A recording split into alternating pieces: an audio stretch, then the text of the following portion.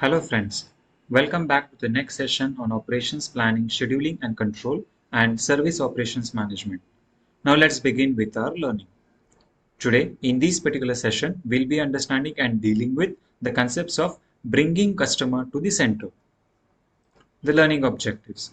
At the end of this particular session, the learners will be able to understand what do we mean by the concept of bringing customer to the center and what is the process of bringing customer to the center. Let us understand what do we mean by bringing customer to the center. So bringing customer to the center is the concept of wherein we are trying to establish a certain mindset, we are trying to establishing a certain culture wherein the customer is always at the focus and the information that has been collected by the organization is directly percolating to the employees. In a service organization or in a product organization, any activity that has been undertaken is ultimately aiming to satisfy the consumer, that is the end user or the consumer. And when one has to satisfy the customer or the consumer, they has to develop a certain mindset that the activities that have been conducted should always please and should appeal a consumer to be feeling as an happy and to feel him as a satisfied. And this particular information is been collected either by the top level management or the executives who are experienced. So based on the communication between the executives, this particular information should be percolated and should be brought down to the each and every employee of the organization. And hence, for those particular consideration, bringing customer to the center, this particular approach mindset should be created. Traditionally, the companies, that is the manufacturing products of the companies and the agents, were trying to push sales in a particular business or in a particular market. But later on, in today's scenario, that is the modern scenario, in this particular concern, the customer is not pushed for a particular product. But in case he's been tried to convinced about what are the benefits and how the product will be able to satisfy his want, need and desire, and will increase his lifestyle along with the providing of various benefits to those particular products. So in this way, the customer understands about the usage of this particular product, how his lifestyle will be developed, and the ease of production or operational activities can be created in his daily lifestyle.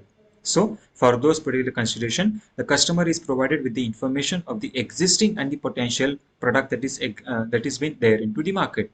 And so accordingly, there are certain cases wherein the customer also gives a feedback about what is being required.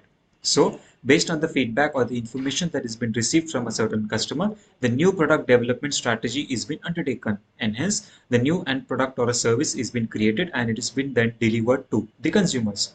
So one has to see that all the products and services that have been designed, it should be according to the way of majority the number of customers want them, and accordingly we should bring the customer into the center to see that the customer is ultimately satisfied and he provides or gives revenue or return to the organization. Now let's understand diagrammatically what is the model of customer centricity.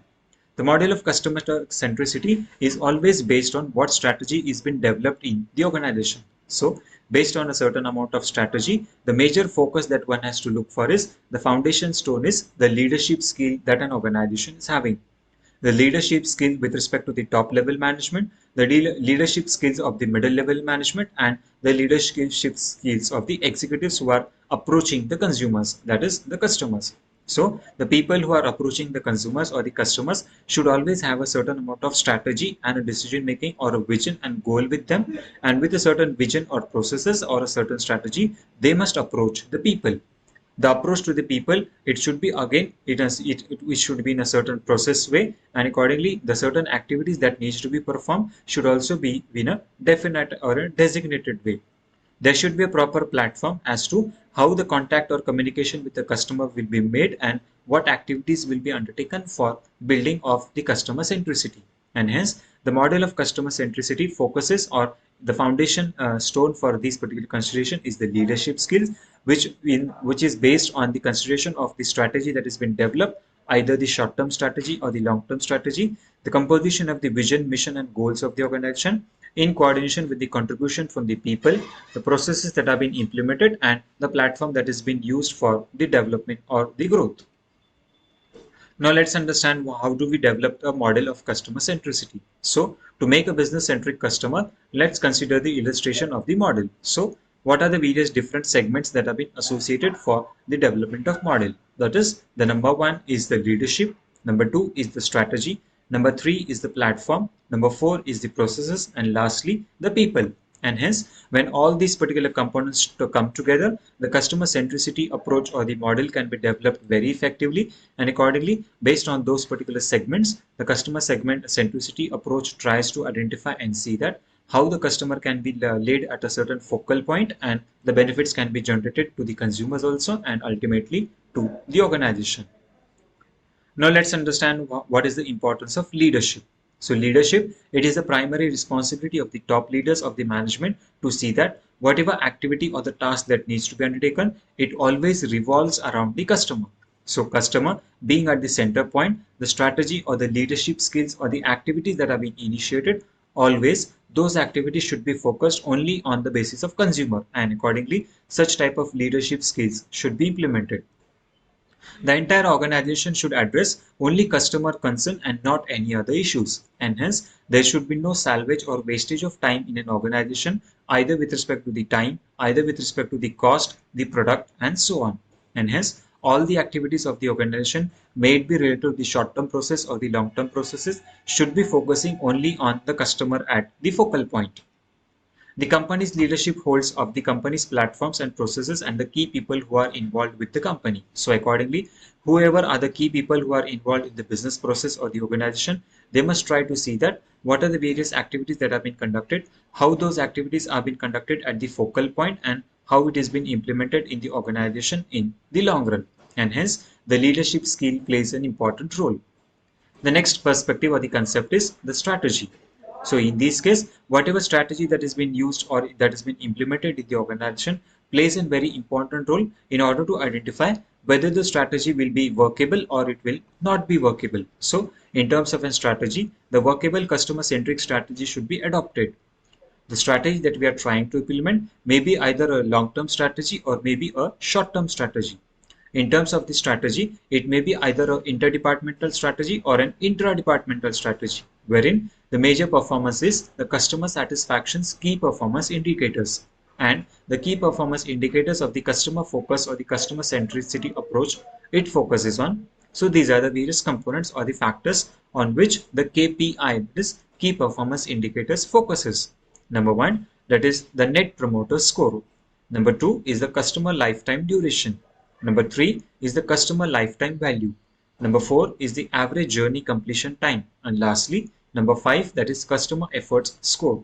So these particular activities or the performance indicators identify about how do we define and how do we identify the customer satisfaction index and how it has been calculated on what basis or on what focus at the consideration.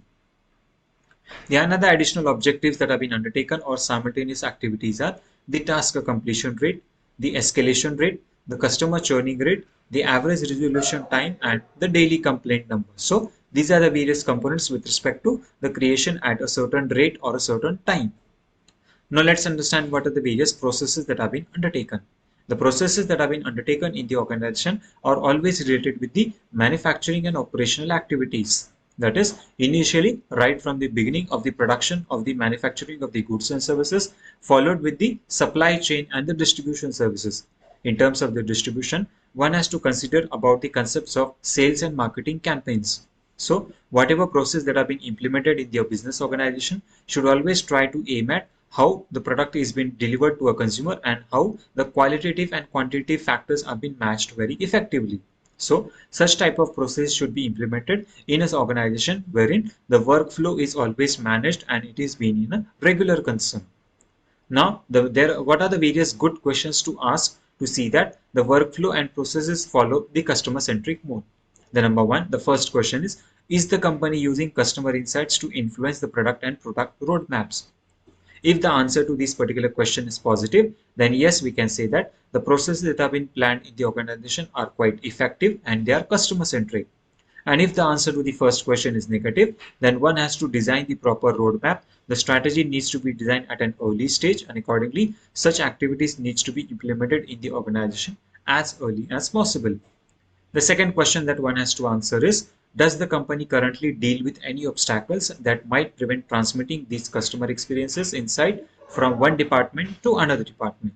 So in this particular case, what are the various obstacles that one might identify and one might come into consideration in respect to the consideration or transmitting the information from customer to the department?